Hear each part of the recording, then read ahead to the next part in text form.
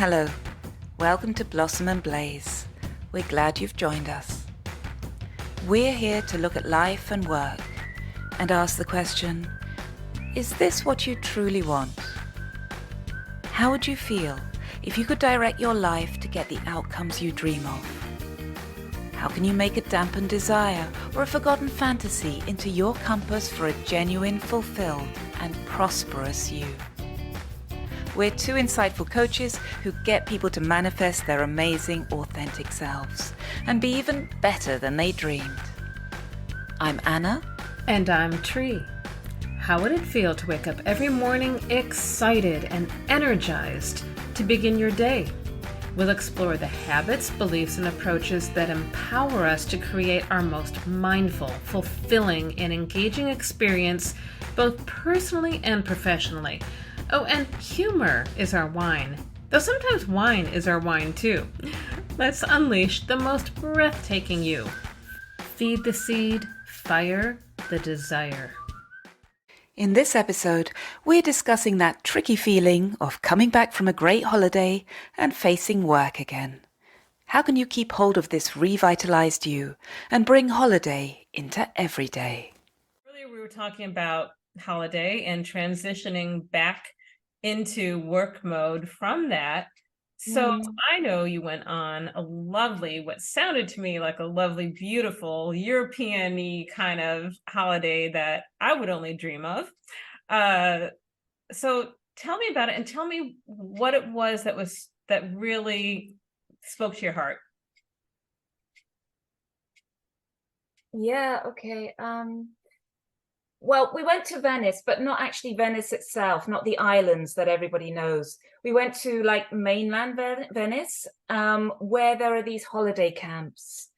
And these holiday camps are like an enclosed piece of paradise. They're on the beach, and everybody's in these luxurious mobile homes. So everybody has their piece of ground, and it's like camping. You're kind of in nature, but of course your mobile home has everything you need.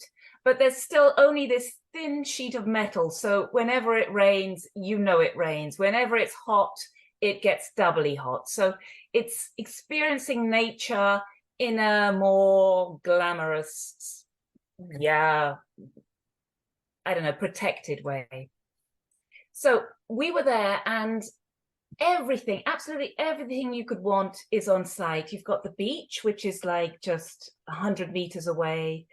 You've got shops, you've got activities for the kids. There are numerous pools, and in those pools you have like disco for the kids there, you have splash dance, you have a Zumba class in the water, you have hydro biking. So everything you could possibly need is there. And then in the evening they have shows come to the camp, and so you never need to be bored. You actually have to pull yourself away to be bored, and then it's not bored, then it's just just having a break.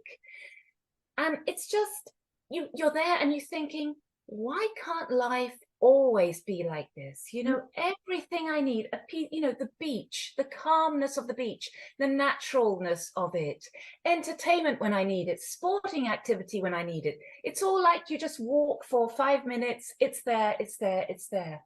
And you kind of think, can life ever be like this? Can this ever be a microcosm of life itself? And really, I think to myself, why don't my kids here go to activities? They go to school, but because it's an 8-hour school, they come home and they're absolutely exhausted. And me, I'm a busy mom. I have also my business to deal with. And I don't have time to take them to activities. And it's just, everything becomes efficient. Holiday is about luxuriousness. You take time to do stuff.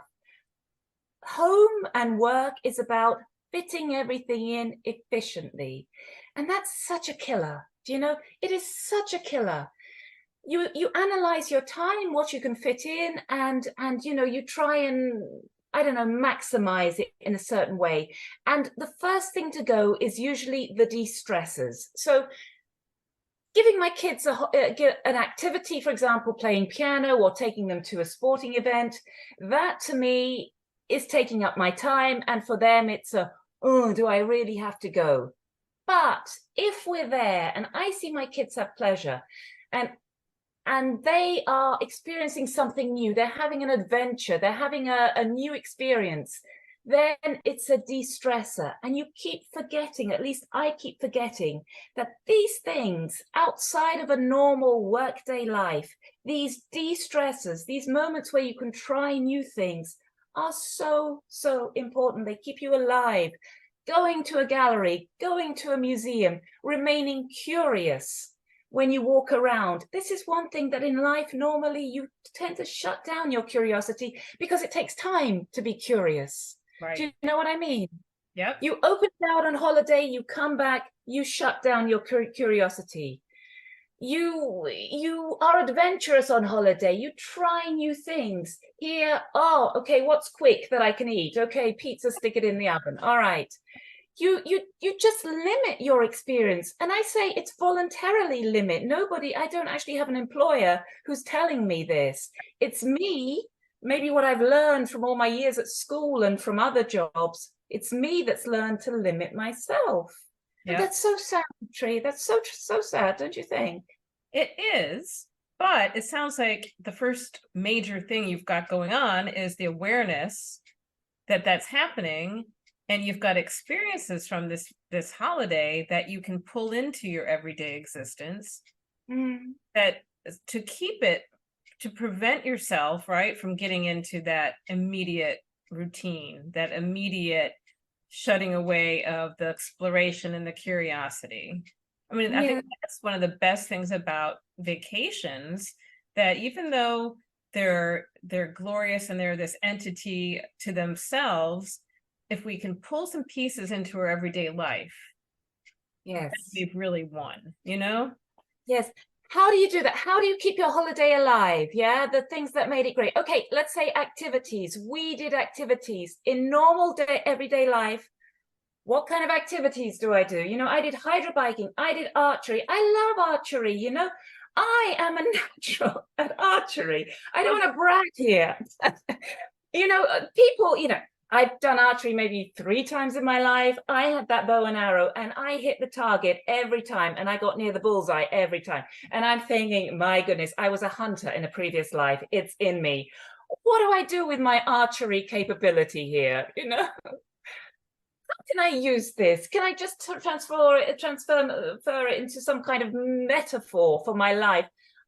You know, if I could really do archery, maybe that would be a good thing. I don't know. So, a freedom-loving activity. So maybe it's right. So maybe it's not the literal, you know, taking of the picking up of the activity and doing it in your home location, but maybe it's something where the joy you got from that is something that you could find that is easy to do at home, or at least in your hometown, rather than, you know, it might be difficult to find the exact activity, but what is something that gives you the feeling that archery gave you? And something small. I mean, that's the thing, like, you know, we don't do things when it's difficult, right? Or if it breaks us out of our comfortable and sometimes often necessary routine, unless we see an easy path to it, we're not going to do it. That is so true. And unless it's next door, you know, I live in Berlin, but if it's like an hour's travel, I'm not going to do it, you know. Nope. It has to be sort of within, let's say, 20 minutes travel time for me to do it. Yeah, I don't know how I can transfer. I honestly don't know. But, you know, maybe it's as simple as, hey, I buy an archery set for my kids, you know, and I put it in the garden. I have a garden. How about just practicing archery for a bit of fun? I don't know, that's possible, isn't it? That sounds pretty doable, right? Yeah. Well, there you go. Well, that one's sorted, isn't it? No, but yeah, I totally appreciate that you should keep activities. You know, I did it in nature. I did archery on the beach. I don't have a beach. I'm in Berlin. Berlin is so landlocked, you know, that you need 3 hours before you're anywhere near the coast. But being outside in nature, I think for anyone, this is some sort of it has a revitalizing Oh, aspect, doesn't it? yeah. Oh, That's absolutely. necessary to me. Well, and that's funny. I talked about that I went down to the Jersey Shore, which is something that is, it's along the coast in New Jersey. It's dotted with these little beach towns, each with a different personality. And I've been going to vacation there since I lived back when I was the deputy mayor in the Midwest, right? I've been going there that long because I have family out this way. And then I lived in Washington, D.C. until recently. And so then I'm getting myself closer to the shore. And now I actually live about an hour north of it. So depending on how you get there, it's an hour to 2 hours.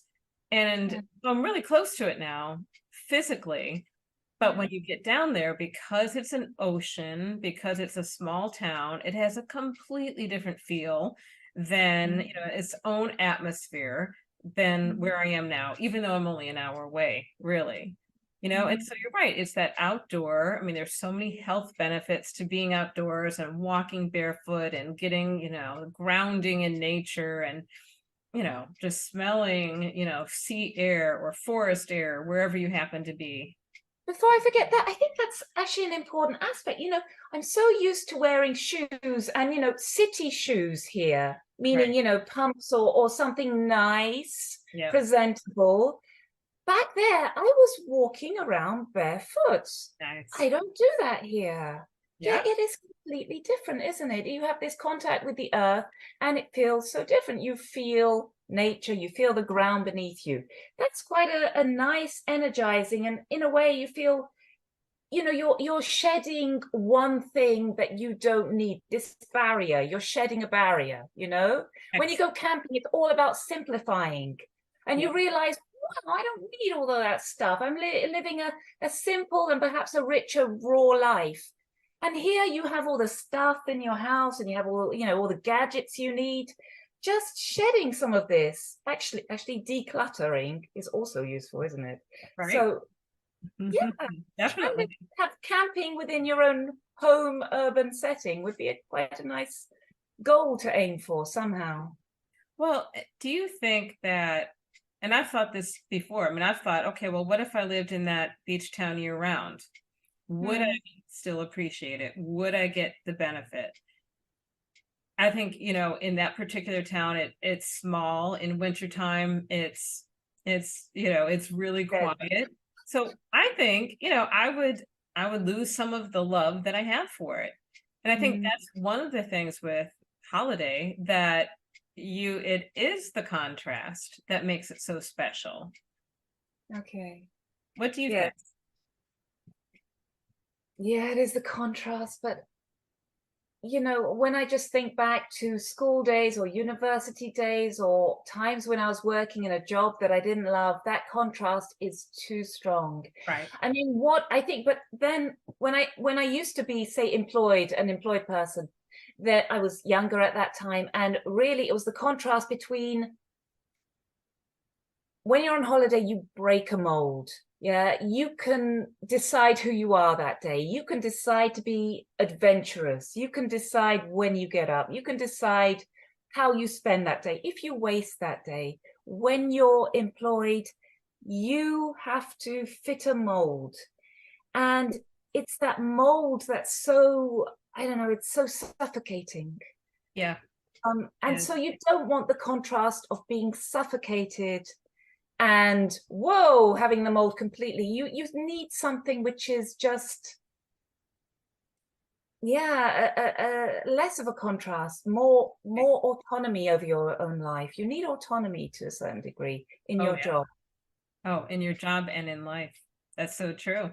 Well, and I think, perhaps then really it's that balance between, yeah, you don't want the contrast to be so stark that you live for vacation. And I think that's so sad that so many people do that. I mean, first of all, we're lucky to be able to take a vacation, right? That's a wonderful thing to be able to do. But I think a lot of people live for their vacation and Yeah. the rest of the time they're really pretty unhappy, and you don't want that either, right? So really the goal should be to find, again, more happiness in the everyday and then more ways to be able to bring in to that holiday or from the holiday into your everyday life, more elements that give you joy, whether it's literal or it's more of symbolic, or the feeling that you had from vacation. How can you incorporate a little bit more of that into your everyday life? Maybe it's as simple as finding boundaries. I think that everybody, even if you've got a job you don't particularly like and you can't see yourself changing it for now, maybe you can create a boundary. You can just say no more often at work. No, it's not part of my job to do that. Maybe you can set a boundary that I have to leave at this certain time, and no, I won't take home work with me, because you really need that free time to somehow find yourself through activities, through nature, through autonomy, just doing what you feel like, because then you can bring it into your job as well. You don't lose yourself in your job. You Beautiful. bring it into the job, you're a stronger person, and by being a stronger person, you give to the company. And if that isn't valued, a stronger, more autonomous, more creative person, then really you have to consider this company is not appreciating you as a person. Right. And you're not thriving, and You won't thrive, and you won't thrive. Right, exactly. Many thanks for listening to our podcast, and please listen to our other ones for more inspired musings. And if you have any feedback, suggestions, or comments, we'd love to hear from you. Please write to go@blossomandblaze.life. Now, did you know that as well as being extraordinary life coaches, we both have our own specialities? Trie is a mindful, high-performance career coach who can help you to flourish in your dream job. You can contact her at Trie, Trie, at reimaginemonday.com. And if you'd like help with public speaking or presentations, you can come to me. I help speakers get comfortable, deliver captivating content, and create transformation. My email is connect@superpowerspeaking.com. Till next time, feed the seed, fire the desire. We want you to blossom and blaze.